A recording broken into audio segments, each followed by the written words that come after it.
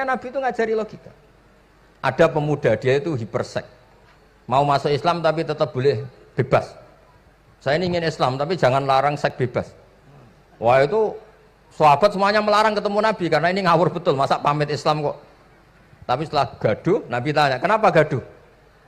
Nabi tanya, kenapa gaduh? Ada pemuda mau masuk Islam tapi yasta'izinu fi zina. Dia minta izin supaya tetap boleh zina. Kata Nabi, suruh saya ke sini. Setelah datang di depan Rasulullah, logika yang dibangun Nabi itu luar biasa.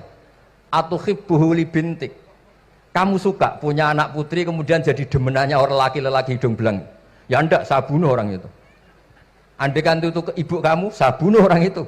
Atuhibbuhu li bintik, atuhibbuhu li ummik, atuhibbuhu li ukhtik, atuhibbuhu li kholatik.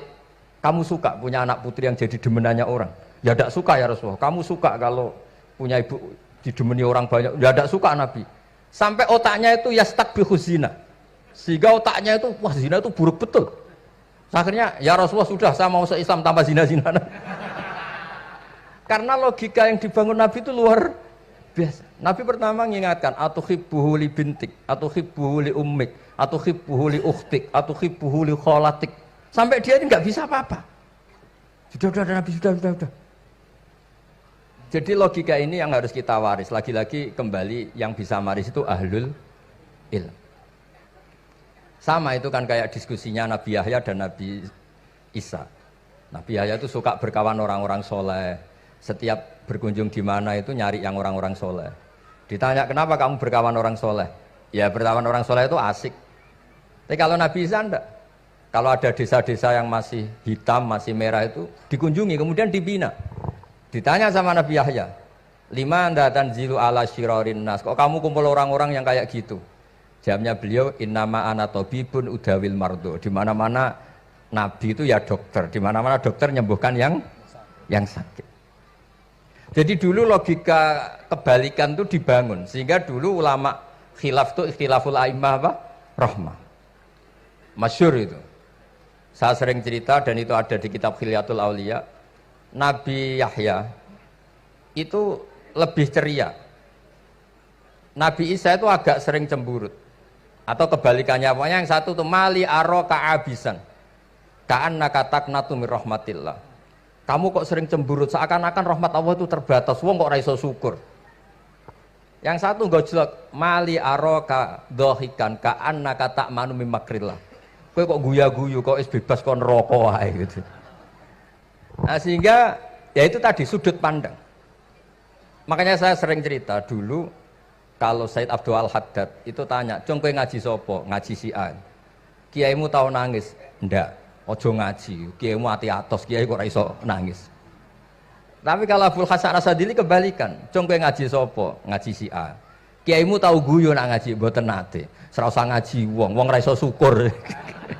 Jadi nah itu yang akhirnya menjadi keseimbangan khaufau wa tama. Ada khauf, ada apa? Roja. Sehingga karena sudut pandang itu nggak bisa dihilangkan, sawalangnya nggak bisa dihilangkan. Ini yang sering diceritakan Kisah itu kakaknya ini. Dulu Muhammad bin Hasan As-Syaibani, Imam Syafi'i itu lama sekali beliau jadi ulama top yang suka fikir. Dianggap fikir itu aman, ngeringankan hisab. Nggak jenengan fikir yang dihisab malaikat apanya kan? Kan nggak bisa ngisab jenengan, apa saja tidak punya. Punyanya problem. Nah setelah ngaji sama Imam Malik, Imam Syafi'i tanya, yang ilmunya setingkat jenengan siapa? Kata Imam Malik, sebetulnya Abu Hanifah, tapi orangnya sudah meninggal, tapi ada muridnya, namanya Muhammad bin Hasan As-Syaibani. Kamu ke sana, dari Madinah ke Irak, dulu tempatnya di Baghdad. Setelah di Irak, Muhammad bin Hasan As-Syaibani itu kalau ngitung uang tuh di meja, emasnya tuh banyak, uangnya banyak, dia hitung di meja, malah kaget.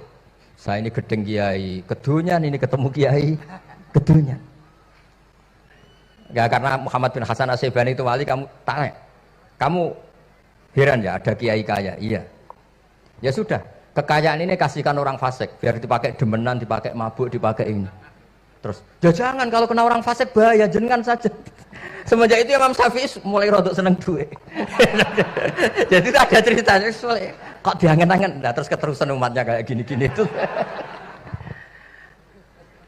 Jadi ini cerita nopo istihad apa? Cerita nopo istihad. Sama pangkat juga sama. Gue seneng nak wong soleh-soleh tidak ikut ngurus negara ini. Mau dikemanakan negara ini? Tapi ada yang berpikir, gue seneng nak wong soleh terkontaminasi.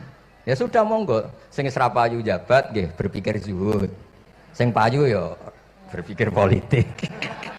Yang penting semuanya itu berdasar ilmu. Yang penting itu semuanya berdasar apa? Ilmu. Karena ilmu ini basis yang paling diridani Allah Subhanahu wa taala. Masyhur itu di Ihya sering diceritakan